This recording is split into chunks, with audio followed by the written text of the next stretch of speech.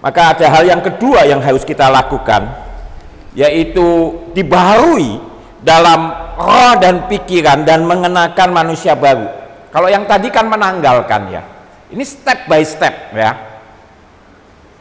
Yaitu yang kedua adalah dibaharui dalam roh dan pikiran dan mengenakan manusia baru.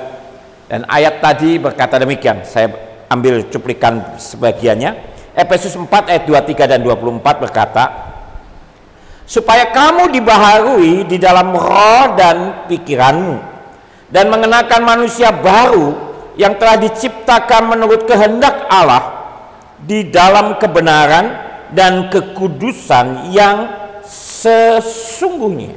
Wow. Jadi kita itu harus mengalami satu pembaharuan di dalam pikiran kita dan membangun manusia baru. Membangun manusia baru. Jadi kita itu tidak dapat membuang kebiasaan mencuri misalnya bila kita tidak membangun kebiasaan untuk memberi dan bekerja. Jadi ya memang harus ada yang ditanggalkan, tetapi itu harus apa saudaraku? Harus diisi dengan kebiasaan yang lain, dengan manusia baru itu ya. Sebagai contoh saudaraku, kita ini tidak bisa membuang kebiasaan bergosip, memfitnah jika kita tidak membangun kebiasaan mengucapkan kata-kata yang membangun ya.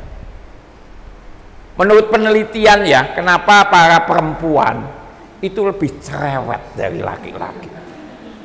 Karena penelitian itu menunjukkan saudaraku bahwa laki-laki itu ya punya amunisi untuk berkata-kata itu 15.000 kata sehari. Tapi kalau perempuan itu 25.000. Jadi coba Anda bayangkan seorang laki-laki di kantor, apalagi kalau dia itu dosen, ya kan ngomong terus itu ya. Apalagi kalau mata kuliahnya itu dia ngajar, seperti saya itu sehari saya harus ngajar 6 SKS ya, satu hari itu saya selesaikan karena itu hari off saya selesaikan 6 SKS dari pagi sampai sore. Itu kan ngecopres terus, ngomong terus begitu. Nah coba bayangkan istrinya yang punya 25.000 kata-kata di rumah diem. Cuma kalau ada kucing hus hus hus, keluar katanya cuma 3 kata. Jadi Anda bisa bayangkan ya kan. Yang satu 15.000 habis. Yang satu 25.000 aja, sisanya masih sangat banyak. Ini penelitian loh ya, penelitian. Jadi ketika ada satu kesempatan,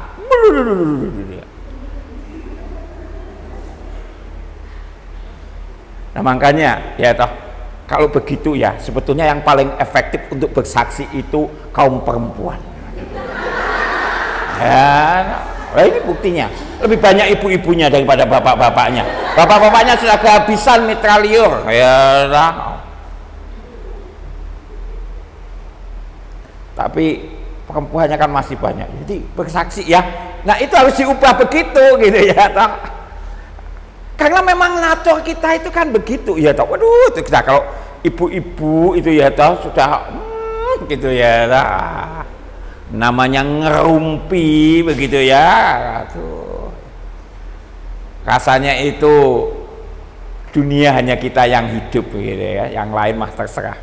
Nah, saudaraku yang dikasihi Tuhan, jadi hal yang sama sebetulnya. Karena saya ingin memberi contoh semacam ini. Kalau Anda melihat gelas ini kan separuh penuh sebetulnya. Bagaimana cara membuang udara yang ada di separuh gelas? Tidak ada hal yang lain yang bisa kita lakukan kecuali mengisi kembali ya toh gelas itu dengan air supaya udaranya itu keluar.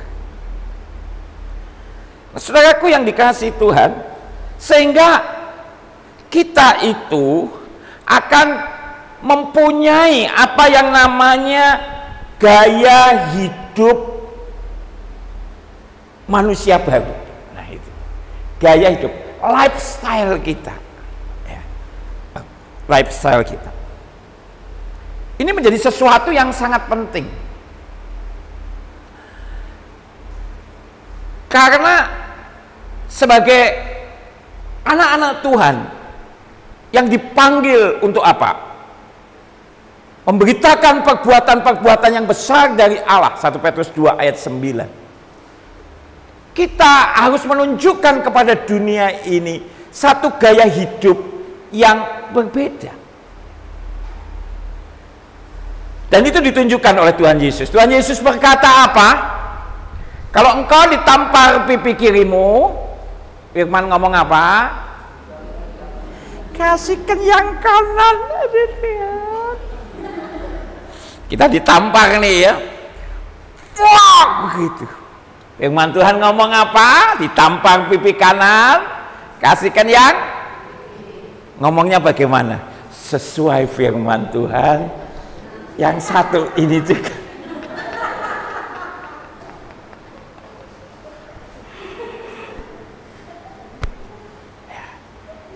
Tapi orang Kristen itu ya ternyata baik juga menuruti firman, ya.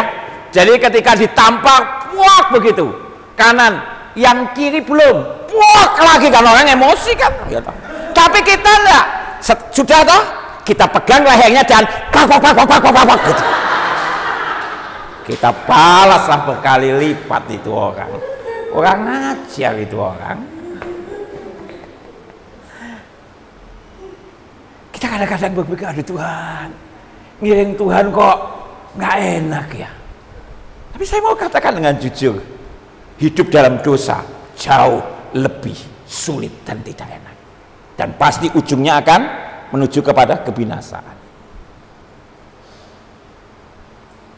Nggak mudah, saudaraku, menerapkan lifestyle, gaya hidup sebagai anak-anak Tuhan yang menunjukkan bahwa kita itu telah menanggalkan manusia lama dan kita mengenakan manusia baru.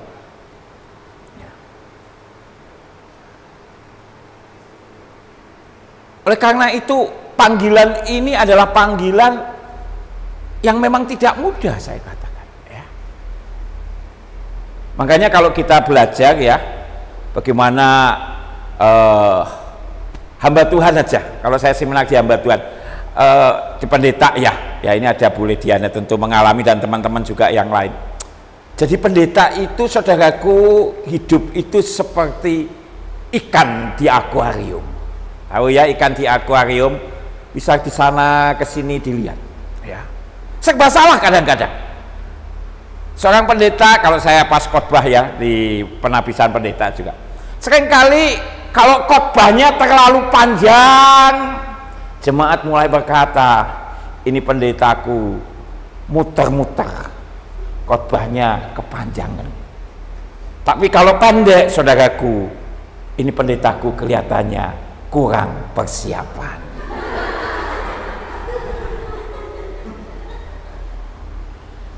Pendetanya, saudaraku, kurus. Saya tidak nyindir ibunya. Jemaat mulai berpikir, ini pendetaku kurang menerima ucapan syukur akan persembahan kasih daripada jemaat. Tapi kalau pendetanya gemuk, pendetaku tidak pernah doa dan puasa.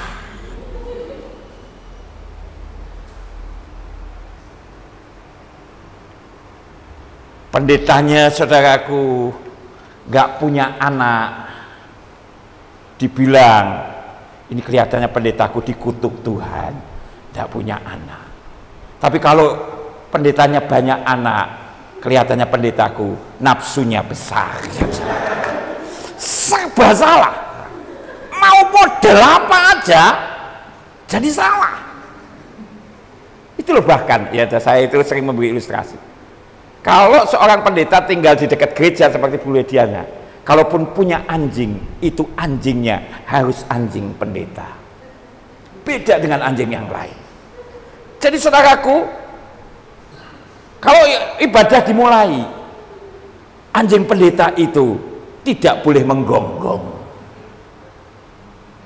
Kalau jemaat lain punya anjing boleh menggonggong, tapi anjing pendeta harus menghormati ibadah. Karena kan kalau gonggong terus misalnya, anjingnya siapa toh? Anjingnya Pak Ibu Pendeta. Ya pantesan. Anjingnya harus diam, saudaraku. Kalau anjing jemaat harus bisa menggonggong.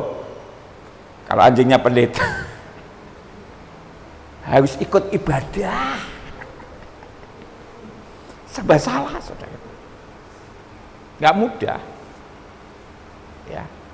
Tapi ya itulah panggilan kita semuanya sebagai gaya hidup manusia yang baru. Nah, menarik dikatakan demikian. Kalau kita mulai baca ayat lagi ya, tadi dari Efesus, saya mengambil ayat ini karena ini akan menunjukkan hal-hal yang praktis dalam hidup kita ya. Dikatakan demikian. Karena itu buanglah dusta dan berkatalah benar seorang kepada yang lain, karena kita adalah sesama anggota.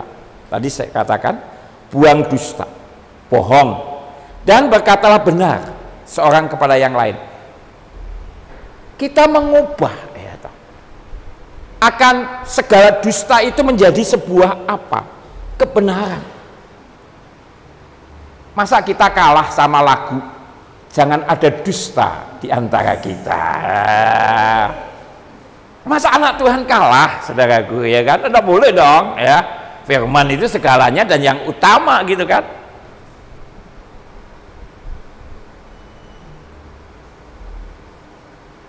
Tapi berkatalah benar seorang terhadap yang lain. Ya tentu kita harus memperhatikan, ya kan? Tidak tiba-tiba begitu ya toh di banyak orang ya. Seringkali kan yang terjadi itu adalah ketersinggungan dan sebagainya. Ya dibicarakan baik-baik. Makanya kan kalau kita belajar firman Tuhan ya, jika ada orang yang bersalah kepadamu, panggillah 4 mata. Ya kan? Itu kan tidak di pengumuman di dalam gereja begitu. Itu pendeta Sugiarto itu pendeta kurang ajar. Wah, silakan kan begitu. Ya, tentu kita akan berkata secara 4 mata ya. Nah kemudian yang kedua, kalau kita lihat gaya hidup manusia baru itu adalah bicara tentang kemarahan. Ini sesuatu yang praktis sebetulnya. Kalau kita membaca Efesus pasal 4 ayat 26 sampai 27 dikatakan, apabila kamu menjadi marah, janganlah kamu berbuat dosa, janganlah matahari terbenam sebelum padam amarahmu, dan janganlah beri kesempatan kepada iblis. Saudaraku yang dikasih Tuhan, seringkali orang merasa bahwa marah itu hal yang biasa. Tidak biasa loh saudara. Makanya sampai firman Tuhan itu memberikan sebuah peringatan secara khusus. Saya ingin kita melihat ya, ada dampak negatif kalau saudara itu menjadi orang yang suka marah, pemarah ya. Yang pertama saudaraku, itu meningkatkan resiko terserang berbagai macam penyakit, terutama stroke. Anda marah itu tensinya kan naik. Tidak perlu makan durian ucok terus sate kambing, nggak perlu saudaraku. Anda perlu marah-marah, nanti langsung twing gitu ya. Itu menimbulkan berbagai. Dan kalau kamu sudah stroke, jantungmu kena, ginjalmu kena, ya kita hanya Tuhan kan tidak pernah menciptakan kita menjadi orang yang semacam itu. Tuhan ingin kita menjadi orang yang sehat, yang diberkati Tuhan untuk kemuliaan namanya kan. Itu kan sebetulnya. Jadi marah itu saudara meningkatkan resiko terserang berbagai macam penyakit ya. Ya tadi. Dan juga yang kedua itu kehilangan teman dan orang yang dicintai. Karena orang yang marah itu kan seringkali kan gelap mata. Orang bilang apa? Kesetanan. Tidak ada orang marah ketuhanan, tidak ada. Orang itu sedang kesetanan. Nah yang namanya setan itu saudara kan menakutkan sebetulnya toh. Nah wajahmu yang cantik, wajahmu yang tampan kok jadi setan, kan bukan itu. Engkau itu diciptakan imago Dei, kau diciptakan menjadi serupa gambaran Allah. Bukan gambaran itu yang mau Tuhan lihatkan kepada dunia. Tetapi wajahmu, hidupmu itu adalah gambaran daripada wajah dan tubuh Kristus bagi dunia ini, sehingga mereka melihat kasih, melihat sukacita, melihat damai sejahtera, melihat hal-hal yang baik yang sudah Tuhan perbuat di dalam kehidupan kita dan kehidupan dunia ini. Dan kalau itu terjadi, kita bisa kehilangan orang-orang yang kita cintai gitu. Berapa banyak saudaraku yang dikasihi Tuhan, saya menghadapi kepahitan dari anak-anak kepada orang tuanya, dan itu masih diingat terus gitu ya. Berapa banyak yang luka-luka batin.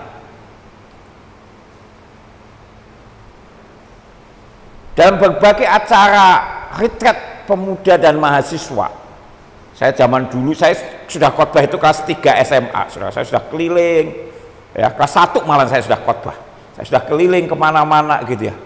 Saya melihat hal yang sama sampai saya sekarang jadi hamba Tuhan, jadi gembala sidang puluhan tahun setelah itu, hal yang sama terjadi.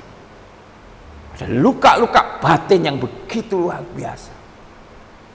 Suami menyakiti istri, istri menyakiti suami, begitu ya kan. Aduh saudara, dengan kata-kata yang tidak pantas, kata-kata yang merendahkan gitu ya. Kita akan kehilangan orang-orang yang dicintai dan teman-teman. Dan yang ketiga, kemarahan itu saudaraku mempercepat proses penuaan. Siapa yang mau pengen cepat tua? Marah tiap hari, saya bilang. Kenapa? Contoh konkret aja. Kalau Anda marah, otot-otot Anda itu akan ke bawah. Paham ya? Ototnya akan ke bawah.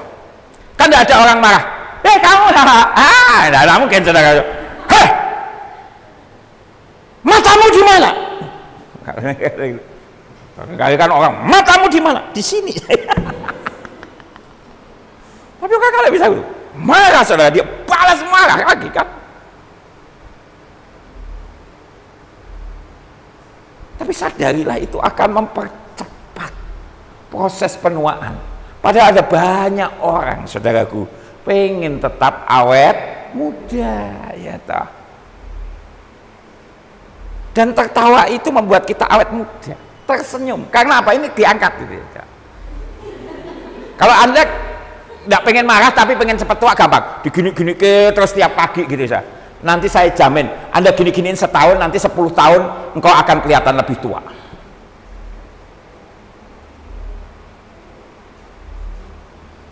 Makanya kalau Anda ya, khususnya yang perempuan pernah facial ya, tak tunjukin. Saya sih belum pernah saudara, tapi tak tunjukin. Orang kalau facial wajahnya itu kan tidak pernah begini, tambah tua pulang dari situ, selalu ya. Tapi kalau marah, otot-otot wajahmu itu tertarik ke bawah. Jadi kalau kamu pengen cepat tua dan cepat mati juga, marah. Pilihan tergantung di Anda. Saya tidak mau ngajarin lagi. Kita sudah dewasa kalau suruh gitu mikir, ya kan? Karena tidak membawa apapun. Bahkan firman Tuhan itu kan katakan tadi saudaraku apa? Jangan sampai padam amarahmu kan. Tapi orang Kristen tuh ya banyak pintarnya. Suami istri bertengkar, kamu tuh gini mam, kamu gitu paham, suaminya marah besar, marah-marah terus begitu. Tapi begitu matahari terbenam, dia sudah tidak marah lagi. Terima kasih ya Pak, kamu tidak marah-marah lagi. Ya, Tapi begitu besok saudaraku, suaminya marah-marah lagi sama istrinya. Loh Pak, tadi malam sudah tidak marah. Ya memang aku mentaati firman Tuhan. Jangan sampai padam matahari terbenam dan kamu masih belum selesai. Matahari terbenam, amarahmu selesai. Tapi sekarang matahari terbit lagi, aku marah lagi. Silakan kalau gitu. Ini namanya kebenaran firman Tuhan diputar-putar balikkan ini. Marah lagi, nanti terbenam lagi, tidak marah lagi. Besok fajar menyingsing, ngamuk lagi saudaraku. Aduh, saudaraku yang dikasihi Tuhan. Ya, biar itu tidak terjadi dalam hidup kita. Ya, Karena itu juga mempersingkat usia, ya, mempersingkat usia. Jadi sudah tua, usianya singkat, saudaraku ya, aduh, nggak ada yang baik deh ya, nggak ada yang baik ya. Oleh karena itu saudaraku, kalau ada yang orang suka marah-marah terus, ya, gaya hidupnya gaya hidup pemarah begitu, nanti kalau ulang tahun lebih baik kita nyanyi pendek umurnya, pendek umurnya, pendek umurnya serta matilah, gitu saudara. Wah, tambah ngomong lagi saudaraku. Lah waktu itu dia pasti mati betulan saudaraku. Ya percuma dinyanyikan panjang umur, karena dia pasti akan mati saudaraku, ya kan? Nah itu emosi, hati-hati saya katakan. Ini hal yang seringkali tidak disadari oleh banyak orang. Itu juga menguras energi kita. Pernah ada mengalami marah, dan itu menguras energi kita. Ketika kita mengalami kepahitan, ya, lihat orang gitu yang lewat begitu saudaraku ya, musuh kita itu kita itu pahit saudara. Kepahitan itu saya selalu menganalogikan demikian. Kepahitan itu, akar pahit atau kekecewaan itu seperti Anda minum racun dan mengharapkan orang lain yang mati. Kan aneh. Anda minum racun dan Anda mengharapkan orang lain yang mati. Yang mati siapa? Ya Anda sendiri. Kita minum racun, baikon gitu, dan mengharapkan dia mati. Anda sendiri yang akan mati. Hati-hati. Hati-hati. Wah, tapi kita tidak bisa lah Pak. Kita kan orang Medan.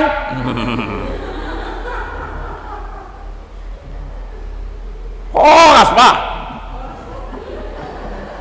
Maju. Saya ini sudah terbang ke, ya, di samping orang Medan, orang-orang Indonesia Timur itu kadang-kadang begitu saudaraku ya.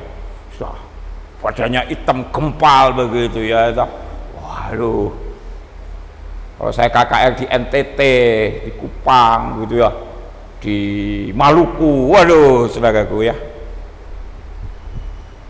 maju saja itu, maju untuk altar kuasa seperti orang marah.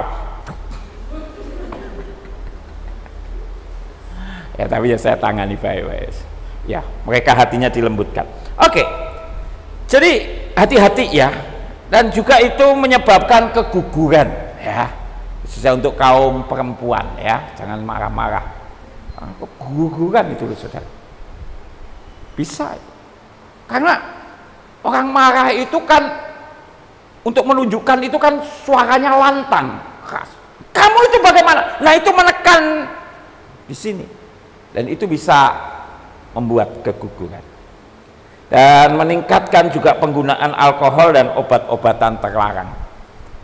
Karena rasanya dia kehilangan sesuatu dan kemudian dia pengen memperoleh itu di dalam obat-obatan ataupun di dalam narkotik dan alkohol.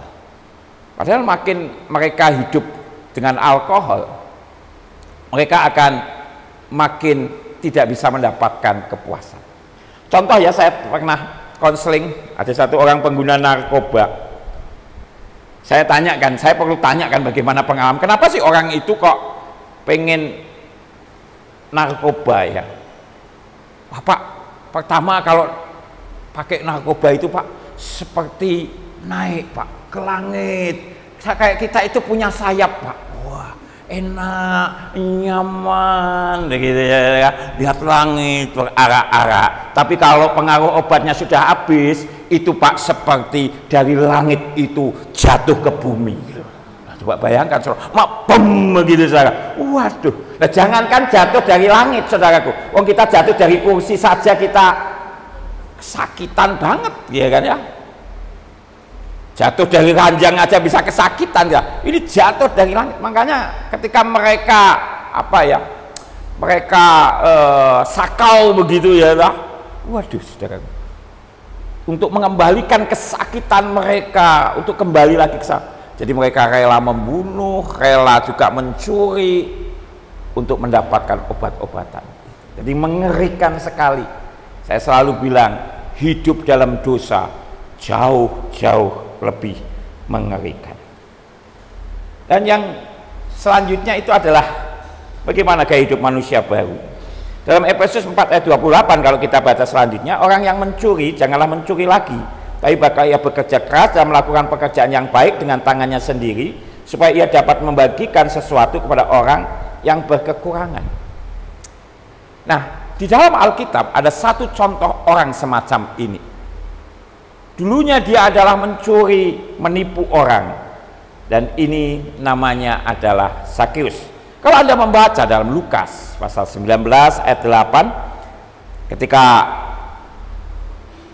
Tuhan masuk ke kota Yeriko, ya, dan di sana dia ketemu Sakeus, saudaraku.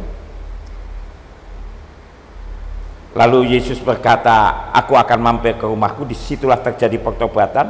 Tetapi Sakeus berdiri dan berkata kepada Tuhan, Tuhan, setengah dari milikku akan kuberikan kepada orang miskin, dan sekiranya ada sesuatu yang kuperas dari seseorang, akan kukembalikan 4 kali lipat.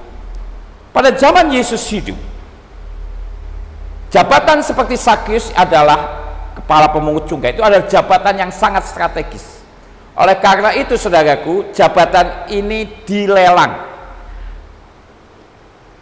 Pemerintah Roma menetapkan, saudaraku, bahwa siapa yang bisa membayar lebih tinggi, itulah yang akan menjadi kepala pemungut cukai. Dan tentu saja, saudaraku, lelang jabatan ini bukan karena kualifikasinya, bukan karena keprofesionalannya, tetapi siapa yang bisa membayar paling tinggi. Nah, kalau sudah bicara uang, tentunya ya, ketika Sakeus menawar harga dengan itu, dia juga sudah berpikir bagaimana cara mengembalikannya, dan dia untung berkali lipat. Kan itu yang terjadi. Jadi kalau kita lihat ya, Sakeus akan menggunakan segala cara untuk dia supaya dia dapat kaya, bahkan mungkin di luar ketentuan-ketentuan yang ada. Oleh karena itu, orang-orang seperti Sakeus sangat dibenci oleh orang-orang Yahudi. Bahkan Yesus yang mampir makan pun di sana ikut dibenci. Karena apa? Karena makan dengan orang-orang yang berdosa ini. Tapi lihat, ketika Sakeus bertemu dengan Tuhan, itu merubah gaya hidupnya. Dikatakan apa, saudaraku? Tuhan, setengah dari milikku. Coba saudara bayangkan, Sakeus ini orang yang kaya. Setengah dari milikku akan kuberikan kepada orang miskin. Bukankah itu sesuatu yang luar biasa? Karena apa? Kalau dulu harta dan uang itu adalah prioritas utamanya, tetapi sekarang setelah dia ketemu Tuhan, Yesuslah yang menjadi prioritas utama. Itu yang seharusnya juga jadi dalam hidup kita. Kalau kita ini diberkati Tuhan, kita harusnya mempunyai prinsip seperti Sakeus, bahwa Tuhan yang utama. Kalau kita kaya, kita diberkati Tuhan itu dengan satu tujuan, untuk kita bisa menjadi saluran berkat. Dan untuk menjadi seorang yang kaya di hadapan Tuhan, tidak harus Anda menunggu kaya-kaya. Saya punya jemaat-jemaat, beberapa di antara jemaat kita itu memang unik. Di antara sekian ribu jemaat itu, jemaat saya itu ada yang memang orang-orang top direktur dan sebagainya. Bahkan mereka orang-orang pintar, doktor, dan mereka ada di banyak pengambil keputusan, ya. Dan juga ada yang mengambil keputusan secara nasional juga. Tapi juga ada jemaat-jemaat yang sederhana. Nah, yang menarik adalah bahwa saya selalu mengajarkan untuk kita bisa menjadi saluran berkat Allah, untuk menjadi kaya, tidak harus kita kaya dulu secara materi. Saya terharu kemarin sebelum saya berangkat ke sini, ya hari Minggu itu, ada satu jemaat saya yang sederhana, bahkan boleh dikatakan hidupnya berkekurangan sekali. Dia itu buta, saudara. Kerjaannya hanya apa? Menjadi pemijat. Seorang ibu sudah tua gitu ya, buta. Tapi dia setia. Dia tidak pernah absen ke gereja. Dia juga tidak punya rumah. selama hidupnya dia selalu menjadi kontraktor. Kerjaannya ngontrak terus, ya, itulah kontraktor ya. Kerjaannya ngontrak dari satu tempat ke tempat lain. Saya sudah perhatikan beberapa kali. Tiba-tiba ketika kami salaman di depan, dia bawa sesuatu, lalu diberikan. Dia kan tidak tahu di mana istri saya, tapi dia kira-kira tahu istri saya letaknya di mana. Karena di depan kan sudah ada mulai ada tangga turun, pasti gitu kan sudah dihitung. Bulani, ini dari saya. Isinya apa saudaraku? Kalau orang Jawa bilang rempeyek, itu kok harga yang bukan barang yang mahal. Dia kasih satu toples. Ini ya untuk Bulani sama Pak Giarto begitu. Saya yang di sampingnya itu terharu. Nah orang gitu. Nah, untuk memenuhi kebutuhannya sendiri itu saja dia itu berat besar. Tapi dia punya hati mengasihi gembalanya. Bagi saya sih bukan masalah ini. Toh saya kalau beli, ya enggak sombong sih. Kalau beli itu misalnya satu kol ya saya masih bisa. Tapi saudara, kasihnya itu yang membuat saya tergetar. Ada lagi seorang janda saudara, hidupnya hanya dari ayam saudara, dari telur ayam itu ya, telur ayam kampung. Setiap hari satu demi satu itu dia hidup dari situ. Satu kali saudaraku, apa yang dia lakukan? Dia kumpulkan itu 5 telur ayam, dan sehabis pulang gereja dia serahkan kepada istri saya. Bulani, ini janda, miskin sebetulnya. Ini untuk ibu ya sama Pak Pendeta. Hati saya itu saudaraku, aduh, lah ini 5 hari ini dia makan apa saya pikir. Wah, kita belajar bahwa ketika orang dewasa dalam hal ini, kita tidak harus jadi orang yang kaya kayak, malahan maaf kata ya, saya ketemu banyak orang kaya malahan, aduh, kikirnya bukan main. Yalah, wong itu sayuran itu ya. Ini bayam berapa? 1.500. Salah bayam gitu, 1.500, 500. Ditawar. Lo uang 1.500 dia uangnya MM-an. Belum bisa toh Bu, uang belinya aja dari sananya 1.200. Oh sila kita lah, gampang lah ya. Kalau begitu 1.125, padahal uang 25 rupiah sudah tidak ada gitu ya toh. Kebangetan kan.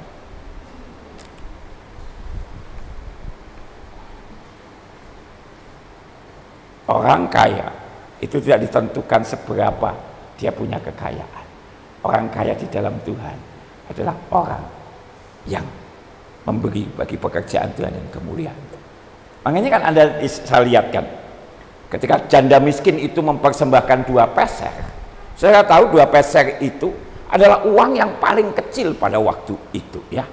Karena apa saudaraku, 1 peser saja itu bisa beli burung pipit 2 ekor loh. Burung pipit yang itu pun peser itu begitu rendahnya sampai bisa beli burung pipit itu 2 gitu ya. Nah saudaraku yang dikasihi Tuhan, tapi Tuhan melihat hatinya yang begitu luar biasa. Nah Zakeus saudaraku, dia mengubah lifestyle-nya, gaya hidupnya dari seorang pemeras, dari seorang penipu, dan dia berkata, setengah akan kuberikan kepada orang miskin, dan kalau ada yang kuperas, dan pasti banyak orang yang diperas dia tahu, makanya muncul ayat ini, muncul kata-kata ini, akan kukembalikan apa? 4 kali lipat. Saudaraku yang dikasihi Tuhan, dan yang selanjutnya gaya hidup manusia baru itu apa? Janganlah ada perkataan kotor keluar dari mulutmu, tapi pakailah perkataan yang baik untuk membangun di mana perlu, supaya mereka yang mendengarnya peroleh kasih karunia. Nah kita itu harus mengeluarkan perkataan yang baik, perkataan yang positif, perkataan yang memberi semangat, memberi kekuatan. Karena apa saudaraku?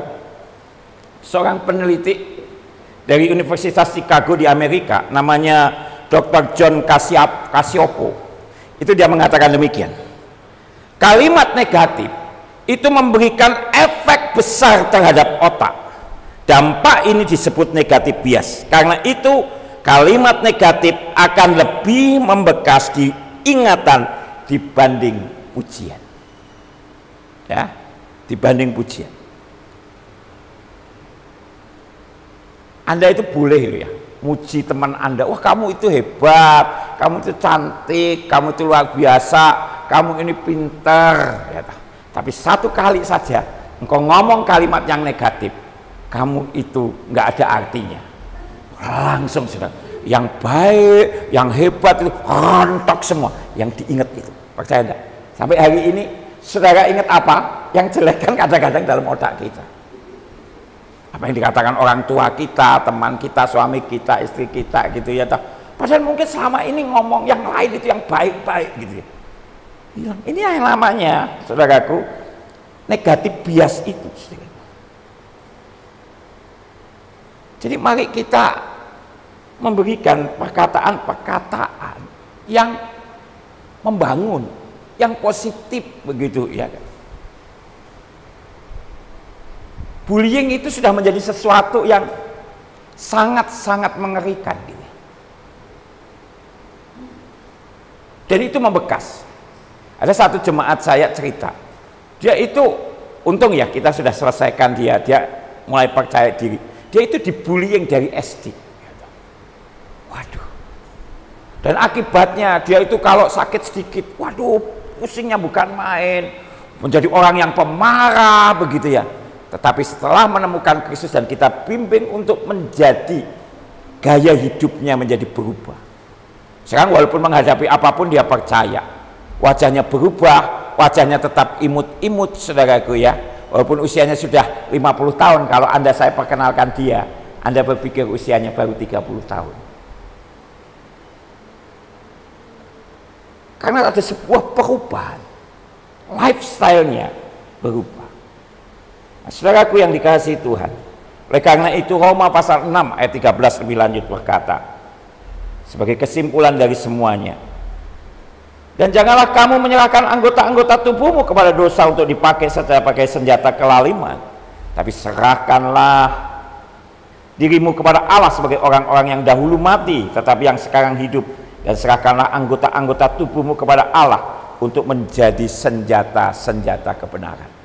Kita ini saudaraku, hidup kita itu adalah untuk menjadi senjata-senjata kebenaran Allah. Dan untuk itu kita harus menjadi orang yang dewasa di dalam Kristus. Ya, nggak bisa kita terus menjadi kanak-kanak, nggak bisa. Senjata kebenaran hanyalah bagi orang-orang yang sudah dewasa. Dan itu panggilan kita semuanya sebagai anak-anak Tuhan, yang pada akhirnya akan membawa banyak orang kepada Yesus Kristus. Dan saya ingin mengakhiri dengan ayat ini dalam 2 Korintus 5 ayat 17 berkata, jadi siapa yang ada di dalam Kristus, ia adalah ciptaan baru, yang lama sudah berlalu, sesungguhnya yang baru sudah datang. Engkau itu adalah orang-orang yang istimewa. Engkau itu orang-orang yang berharga di hadapan Tuhan. Tuhan itu telah mengubah segalanya. Saudaraku yang dikasihi Tuhan, tahukah Anda itu begitu berharga dan mulia di hadapan Tuhan. Saya ingin menutup ini, dan nanti kalau ada pertanyaan silahkan. Ya, kalau enggak ya saya tutup juga. Ya kan? Saudaraku yang dikasihi Tuhan, kita sangat mengagumi apa yang namanya logam mulia atau emas ya. Nah, saudaraku yang dikasihi Tuhan, emas itu adalah barang yang sangat berharga. Bahkan emas itu menjadi apa saudaraku, dasar dari satu negara mencetak uang. Karena kalau tidak ada cadangan emasnya, negara itu hanya sekedar mencetak uang tetapi tidak ada nilainya. Ada satu negara dan saya punya mata uangnya, namanya Zimbabwe. Saya punya uang negara mereka ketika mereka mengalami deflasi. Berapa nilainya? 100 triliun dolar. 100 triliun dolar. 1 juta itu nolnya 6. Ya. 1 miliar nolnya 9. 1 triliun 12. Wah, kaya dong saya. Mana ada saudara pendeta GKMI punya 100 triliun itu. Tapi saya punya, sungguh punya. Itu asli saudaraku. Tetapi kalau dibelikan, kalau disamakan nilainya dengan uang kita, itu hanya bisa beli 1 sisir pisang. Nilainya mungkin sekitar 20-25 ribu rupiah. Inflasi mereka mencapai 1,5 juta %. Nah, coba bayangkan, saudara. Ngeri kan? Jadi negara itu harus punya, nggak bisa nyetak uang terus ya toh, apalagi ganti gambarnya pendeta Sugiarto, ceklik. Nah, ya enggak, saudara ya. Harus beraturan. Nah, itulah dengan disetarakan dengan emas yang merupakan logam mulia. Saudara tahu, mungkin kita pakai emas ya, ada di cincin ya, ada di anting-anting, berapa? 5 gram, 10 gram, apalagi sekarang nilainya sudah sangat mahal ya, hampir 1 jutaan begitu ya kan. Tapi pernahkah Anda melihat emas 1 kilo, 2 kilo, oh iya Pak, di toko emas? Emas 40 kilo ada di Monas. Monas di Jakarta itu dilapisi emas 40 kilo, dilapisi saja saudara.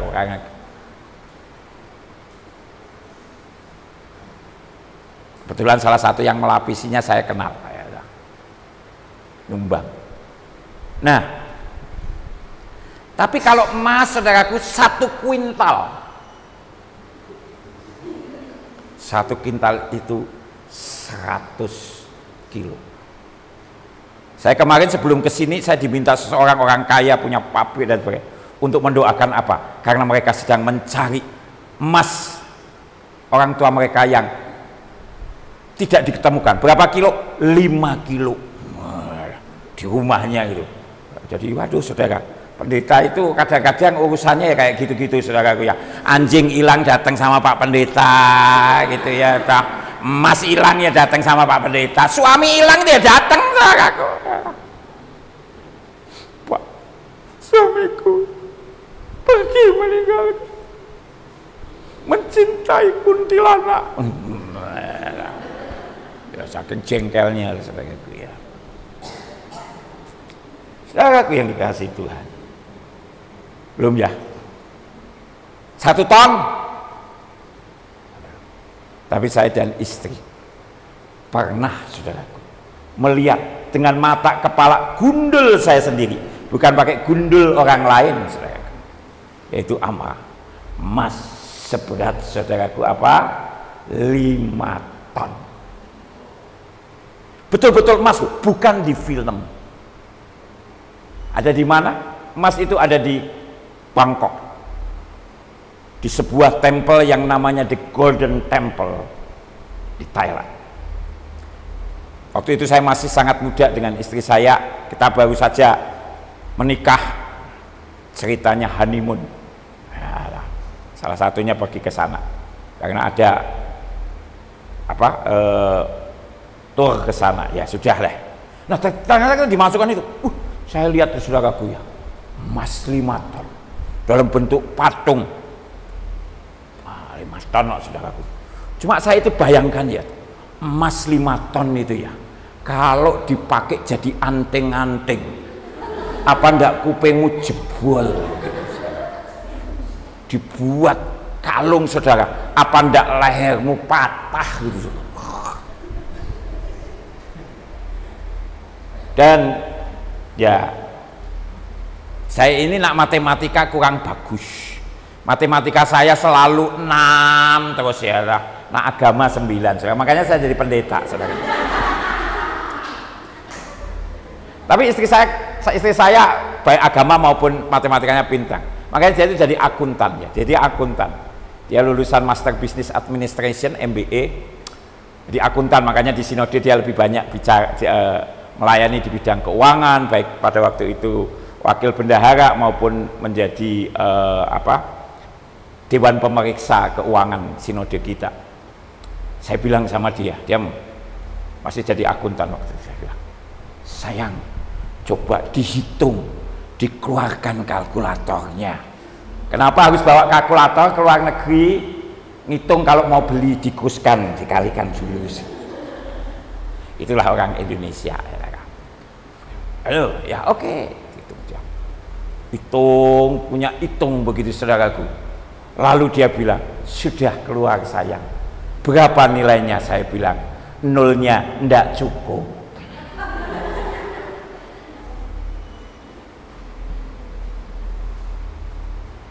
Tapi tiba-tiba Roh Kudus berbisik kepada saya, anakku, kamu kagum ya? Iya Tuhan. Itu, aduh, saya pikir emas kok 5 ton begitu ya. Kalau saya cuil sedikit aja boleh enggak ya? Dimarahin saya, ditangkap mungkin. Tapi tahukah engkau, Roh Kudus berbisik, engkau itu aku tebus lebih daripada emas 5 ton.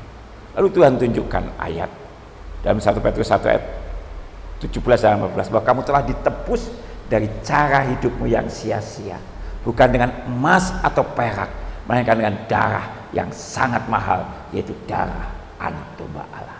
Wow, saya langsung berkata, wih, luar biasa Tuhan.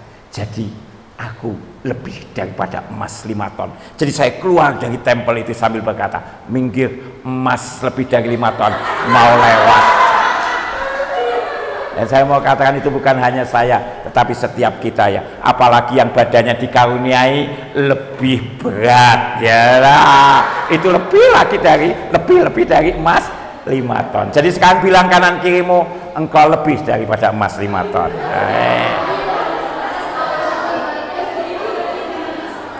Engkau itu berharga, engkau itu mulia di hadapan Tuhan. Makanya untuk maksud yang mulia kan, ya kan tidak mungkin kita itu ada emas terus dibuat lempar-lempar batu begitu kan, tidak ada, ya diambilin aja saudara. Emas dibuat dengan tujuan-tujuan yang mulia, tujuan-tujuan yang berharga. Tuhan juga sama. Tuhan mau membuat engkau sesuatu yang berharga, sesuatu yang mulia dalam hidup ini. Haleluya, amin ya. Oke, kalau ada yang mau tanya boleh. Ada enggak? Oh, sudah ada kertasnya. Nah, saya jawab dulu deh. Ada yang tanya ya. Mudah-mudahan pertanyaannya enggak sulit-sulit ya, supaya kita bisa pulang. Karena kalau sulit saya masih harus mencari jawab. Berapa? Ini 4. Oke. Oke, baik. Pertanyaan pertama, jawablah ya atau tidak. Enggak. Itu kan kalau mau melantik majelis atau fokus. Apakah orang yang sudah dewasa secara rohani bisa berbuat dosa? Nah, ya bisa saja kalau dia tidak waspada. Makanya Tuhan berkata apa? Berdoalah dan berjaga-jagalah. Itu membuat kita harus berjaga. Walaupun kita ini mungkin sudah dewasa rohani, kita sudah ikut. Jangan begini loh. Menarik kan? Tuh 1 Petrus itu berkata tentang lihatlah lawanmu si iblis seperti singa yang berjalan berkeliling, ya, sambil mengaum. Kenapa dia berjalan keliling? Kenapa dia kok tidak maju saja? Ayo. Pertanyaannya kenapa? Iya, dia akan mencari kelengahan kita. Dia akan terus berjalan keliling. Berjalan keliling itu tidak pernah sekali. Ya, Om Yeriko aja dikelilingi 7 kali, ya, karena itu kan keliling. Sama. Iblis itu juga begitu. Jangan merasa, makanya firman Tuhan bagian lain, siapa yang merasa teguh, hati-hati ya, jangan sampai dia jatuh tersandung, gitu saudara. Hati-hati. Ya. Bahkan kalau kita lihat dalam pergumulan rasul-rasul antara Petrus dan Paulus, itu kan terjadi sebuah perdebatan karena Petrus masih merasa bahwa orang diselamatkan itu harus sunat kan, tapi Paulus kan enggak, akhirnya kan timbul pertentangan di situ. Jadi walaupun kita sudah dewasa rohani, bukan berarti terus kita bisa bebas ya. Lihatlah lawan si iblis itu terus berjalan berkeliling, dia akan cari kelengahan kita ya. Dan itu yang terjadi dengan Daud. Siapa sih yang tidak kenal Daud? Tetapi ketika dia lengah ya, disitulah iblis masuk ya. Jadi hati-hati, bisa saja, makanya kita harus tetap waspada. Kan dulu ada acara di RCTI atau apa, waspadalah, waspadalah. Lah wong orang dunia aja bisa waspada itu ya toh, apalagi kita yang dapat firman. Oke, yang kedua, bagaimana cara mengubah pola-pola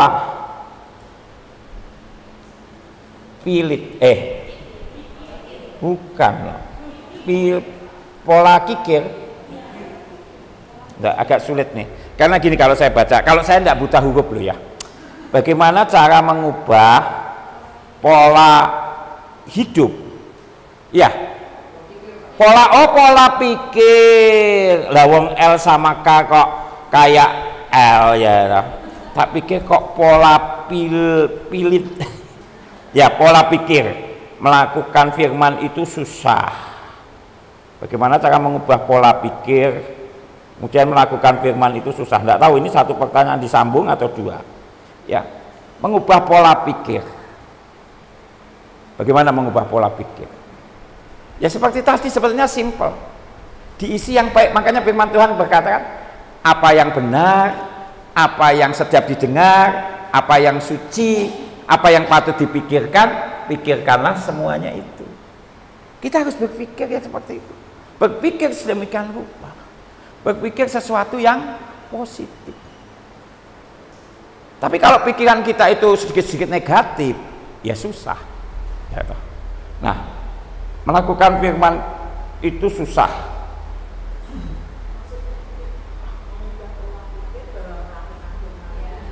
Oh, melakukan firman itu susah ya. Oke ya, baik, karena itu ada titiknya di sini.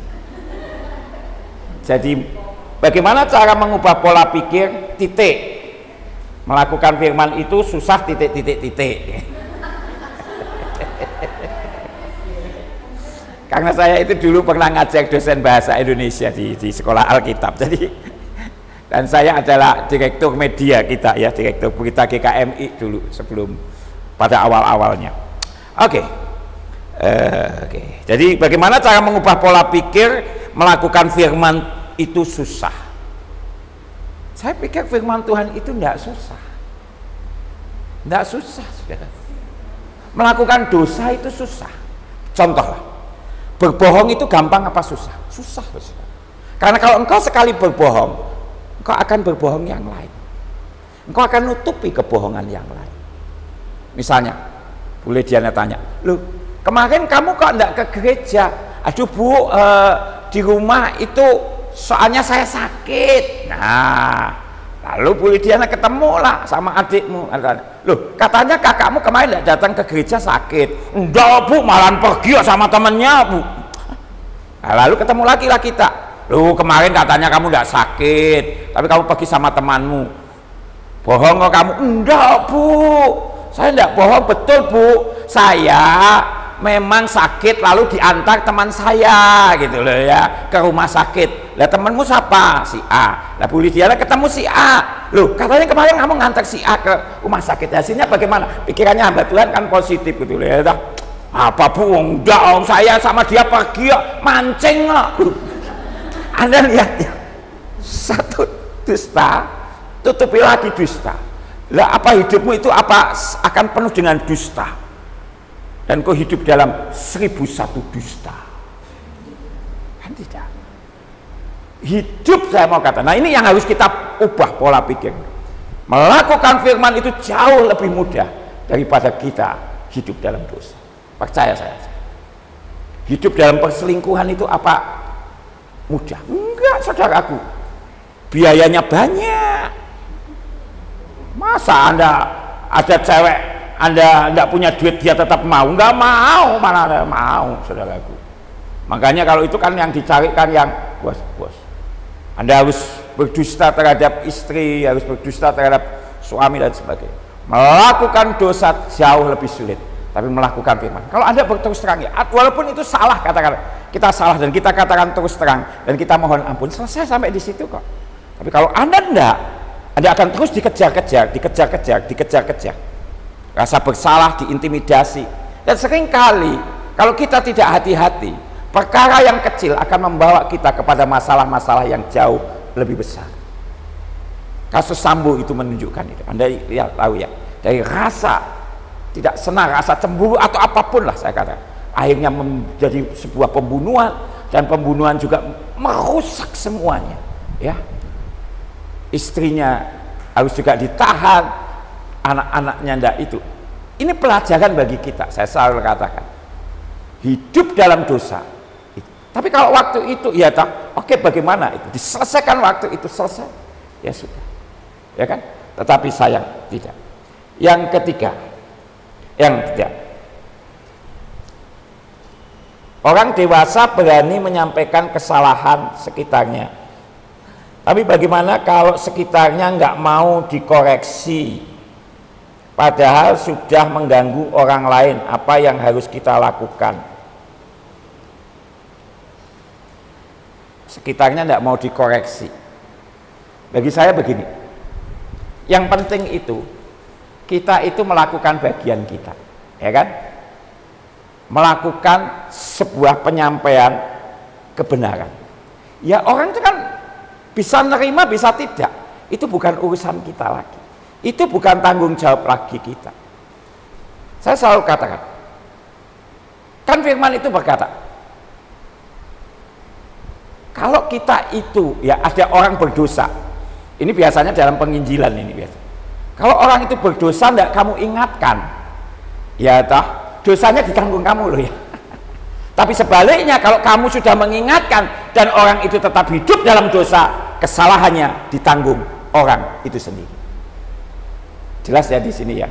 Prinsipnya kita itu menyampaikan kebenaran sesuai dengan firman. Tapi kalau tidak mau berubah, kita tidak bisa ngubah seseorang kok. Saya selalu katakan itu. Dan itu tidak seharusnya membuat kita tidak mengomong soal kebenaran. Saya selalu berkata demikian. Dalam pepatah bahasa Inggris, kalau diterjemahkan dalam bahasa Indonesia itu menarik begini. Engkau itu tidak bisa melarang burung itu terbang di atas kepalamu, tapi engkau bisa melarang kalau burung itu bersarang di kepalamu. Paham ya? Kita tidak bisa larang, Bu. Jangan terbang di atas kepalaku, nanti kamu BAP. Kita tidak bisa. Ya burung ya terserah dia terbang. Tapi yang kebangetan, ya toh, kalau kita membiarkan kepala kita dijadikan sarang burung, itu kan pepatah ini ingin mengatakan itu tergantung kita kok. Pokoknya kita tidak bisa ngubah yang lain, kita sampaikan aja, nggak bisa kita mau. Termasuk ketika kita, ya kita sampaikan, orang lain mau terima enggak, itu enggak ada masalah. Itu sudah tanggung jawab. Begitu ya. Yang terakhir, kalau jemaat yang bersalah, penasehatnya apa ini? Kalau jemaat yang bersalah, penasehatnya atau yang korelasinya, koreksinya Tuhan dan hamba Tuhan. Tapi kalau hamba Tuhan yang salah, siapa yang mengoreksi? Apakah hanya Tuhan? Nah, ini para hamba Tuhannya ya, sudah menyampaikan kebenaran pun masih bisa dikoreksi.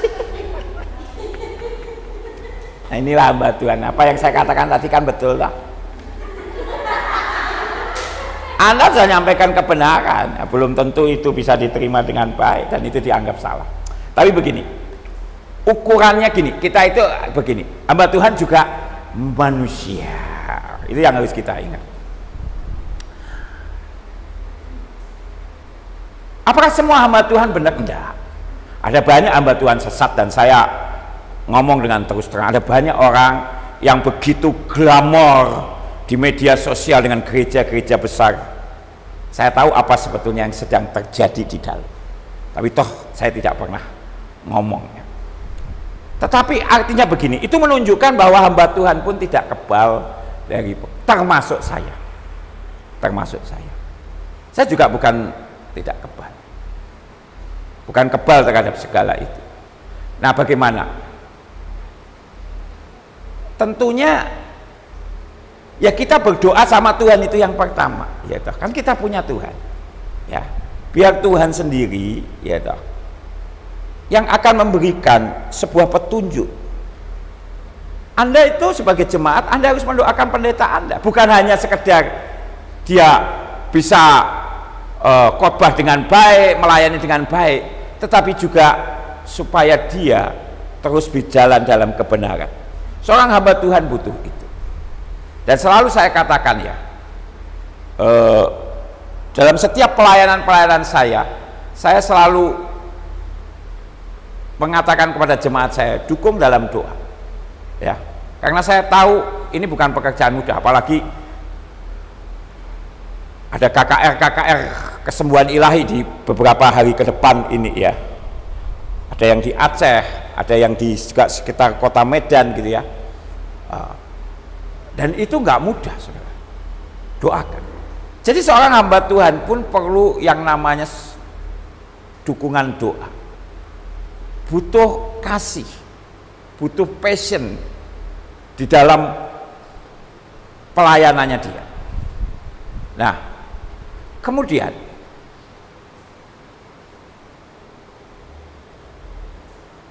setelah kita doakan ya, dan saya percaya doa, kalau Anda benar loh ya, ini kan masalahnya kan benar enggak, yang benar ini siapa gitu, karena jangan-jangan kita sendiri yang hanya emosi gitu ya, toh, karena kita ditegur ya, punya pria idaman lain, hamba Tuhan, tidak ada perselingkuhan akan membawa kehancuran, dan orang yang selingkuh kalau bertobat masuk neraka. Tersinggung, kurang ajar ini, ngatain saya ke neraka. Emangnya lu sendiri yang naik ke sorga? Orang kalau yang namanya sudah emosi itu kan omongannya itu kan tidak karuan, ya, ya kita juga harus ngoreksi diri, benar enggak ini, ya toh, apakah itu memang dari Tuhan? Gini, kalau bagi saya sih, ya toh, ya disampaikan aja, ya seperti tadi, ya toh, sampaikan dengan baik gitu ya. Bagi saya sih tidak ada masalah sih ya, tidak ada masalah. Kalau menurut saya sih, tidak masalah. Tapi apakah itu membawa kebenaran atau tidak, itu juga harus kita itu. Ya, jangan sampai ada udang di balik batu gitu ya toh. Maksudnya begini tapi tujuannya lain. Jadi hati-hati ya. Jadi kita bisa juga memberi masukan, tetapi juga dengan sopan dan sebagainya. Bagi saya juga tidak alergi itu ya toh, tidak alergi. Kalau kita rapat majelis ya toh, mereka juga beri masukan begitu. Bagi saya sih tidak apa-apa sih ya. Selama masukan itu memang benar dan memang masukan-masukan itu membawa kita lebih baik sih. Kalau saya sih seperti itu ya. Jadi ya tidak ada salahnya, tetapi harus dikoreksi betul apakah memang itu sesuatu yang, karena memang sekali lagi tidak semua hamba Tuhan juga berbuat dalam kebenaran. Ada banyak juga yang menyalahgunakan jabatan dan wewenang ya. Tetapi saya percaya kalau di GKMI mah enggak ya. Tapi tidak apa-apa, kita sampaikan juga ya dengan baik dan sopan. Jadi tidak ada masalah ya, tidak ada masalah. Misalnya seperti begini, selama pandemi, sebelum pandemi itu kan kalau di gereja kita itu kan selalu ada altar call.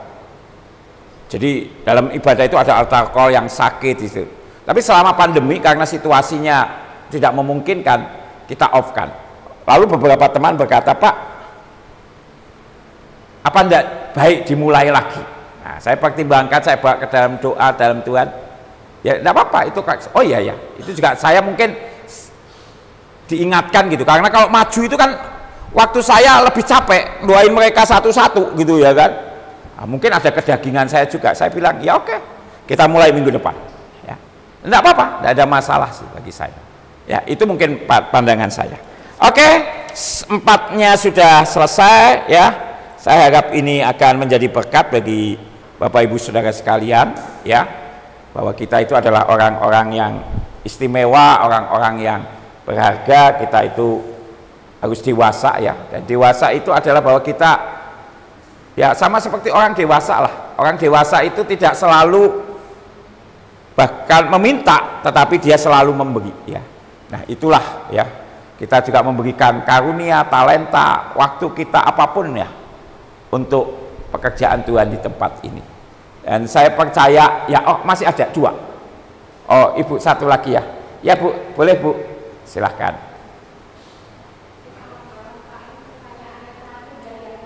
Oh ya boleh Bu, yang terakhir, dari yang terakhir, besok juga masih boleh tanya. Silahkan.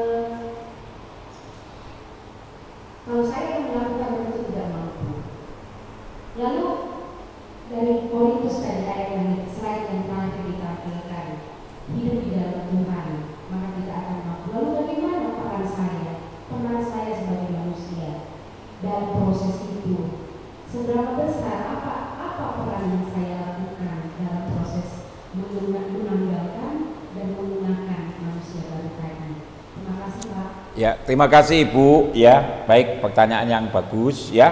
Jadi memang ada 2 poin yang utama ya. Menanggalkan manusia baru, menanggalkan manusia lama dan mengenakan manusia baru ya. Jadi harus ada ditanggalkan, kemudian dikenakan yang baru ya. Nah, bagaimana, apakah ada orang yang menanggalkan manusia lama dan tidak mengenakan manusia baru? Itu pertanyaan yang pertama kan. Bagaimana jadinya? Ya tetap hidup dalam manusia lama Bu. Dia hidup dalam manusia lama karena dia tidak mengenakan sesuatu. Kan sebetulnya kan ini kan satu perumpamaan Tuhan Yesus. Kalau kamu ngisi ada anggur baru, kamu tidak bisa ngisi ke kantong yang lama, karena kalau tidak koyak, artinya tidak ada gunanya. Kalau hanya sekedar menanggalkan tetapi tidak mengenakan manusia baru. Lah Pak, kalau begitu boleh enggak tidak menanggalkan manusia lama lalu mengenakan manusia baru? Ya sama, enggak bergunanya juga ya toh? Karena baju kita itu akan jadi busuk gitu ya. Kan itu. Jadi dua-duanya tetap tidak bisa. Harus menanggalkan manusia lama dan mengenakan manusia baru. Nah, kemudian dalam proses kita ini menjadi manusia baru seperti ini dikatakan, jadi siapa yang ada di dalam Kristus adalah ciptaan baru, yang lama sudah berlalu, sesungguhnya yang baru sudah datang. Apa yang kita butuhkan? Ketaatan. Ketaatan. Ketaatan kepada kebenaran firman. Nah, ini yang seringkali tidak dilakukan gitu. Hanya sekedar tahu, oh begini ya, tapi tidak taat. Taat itu artinya melakukan. Dan saya percaya begini, kita itu tidak bisa, makanya yang digunakan kata di dalam Roma pasal 12 ya, bahwa berubahlah oleh pembaharuan budimu ya toh. Kata berubahlah itu dalam bahasa Yunaninya adalah transform. Itu digunakan seperti ketika seekor ulat itu jadi kupu-kupu. Jadi ada proses yang terus-menerus dalam hidup kita. Ya, kita ini tidak bisa langsung berubah total begitu ya, enggak. Tapi kita mentransform, kita berubah sedikit, sedikit, sedikit, sedikit. Gitu. Saya ini dulu orang yang penakut sekali, penakut sekali. Dan saya ini takut sama setan.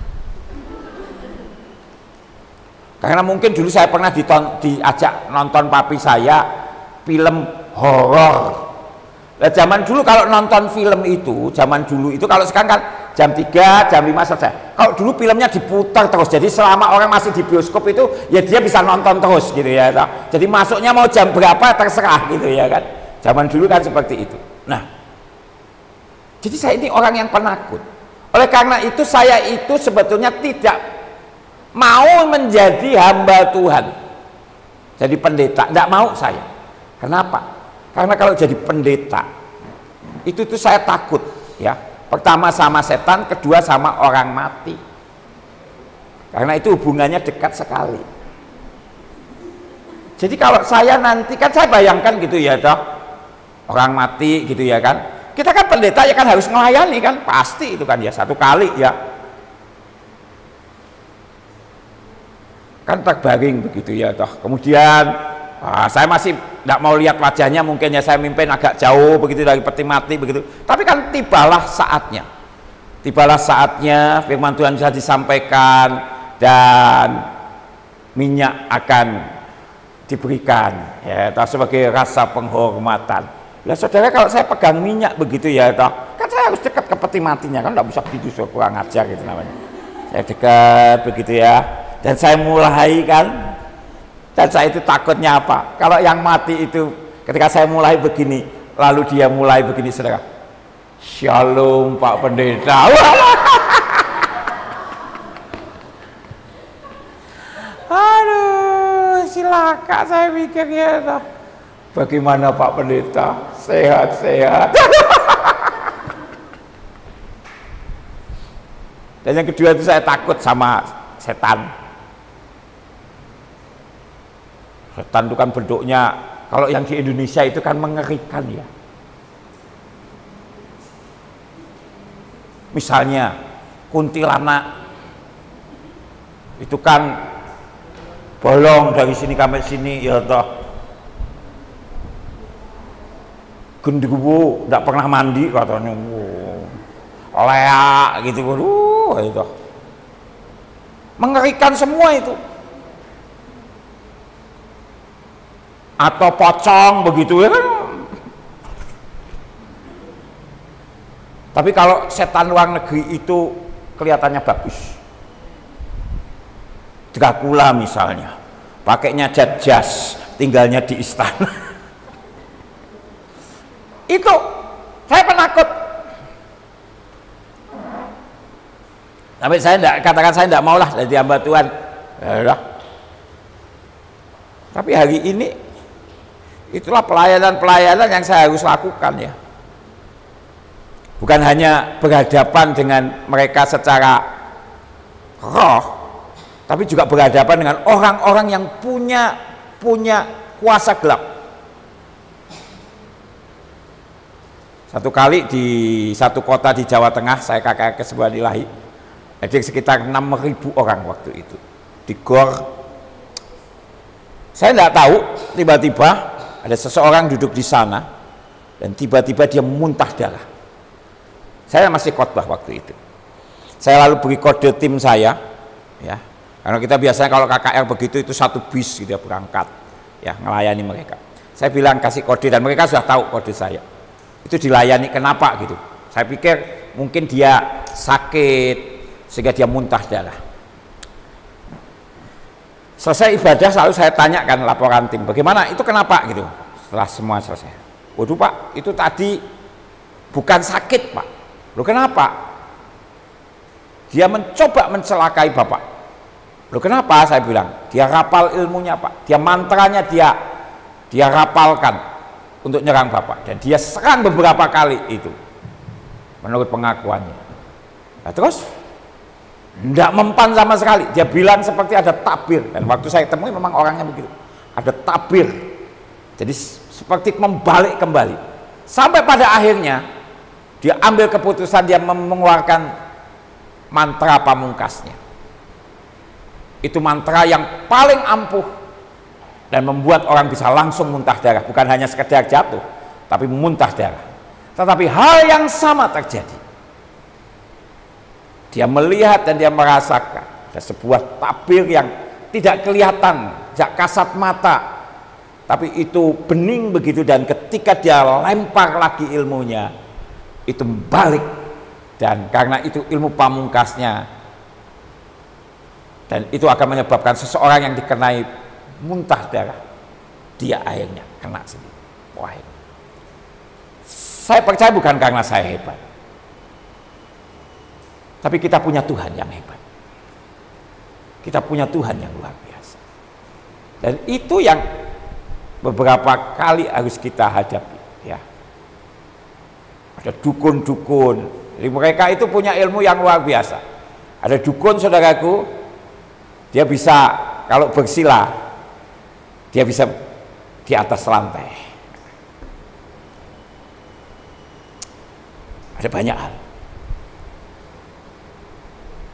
Dan ya itulah pengalaman pelayanan. Jadi bagi saya tetaplah taat dan berproses. Apapun nanti kita akan makin dipakai Tuhan luar biasa ya. Jadi yang penting itu taat untuk menjadi manusia barunya di dalam Tuhan ya. Begitu ya Ibu, mudah-mudahan bisa menjawab ya. Baik, begitu, maaf waktunya lebih daripada 35 menit ya. Saya serahkan kembali, tapi saya berdoa sebelum saya serahkan. Bapak yang baik, Bapak yang penuh dengan kasih dan rahmat, hamba-Mu selesai di sini, tetapi kami percaya karya Roh Kudus akan terus menumbuh kembangkan GKMI Tanjung Sari ini di bawah pengembalaan Ibu Pendeta Lidiana Sembiring. Kami percaya bersama dengan teman-teman pengurus yang lainnya, gereja ini akan makin dipakai Tuhan secara ajaib dan luar biasa bagi kemuliaan nama-Mu. Semuanya hanya untuk membawa jiwa-jiwa kepada Tuhan, diselamatkan, dipulihkan, disembuhkan, ditolong, diberkati, dan menjadi orang-orang yang dewasa di dalam Kristus, orang-orang yang akan dipakai Tuhan secara luar biasa di tengah-tengah keluarga, usaha, pekerjaan, bahkan dimanapun anak-anak-Mu ini berada.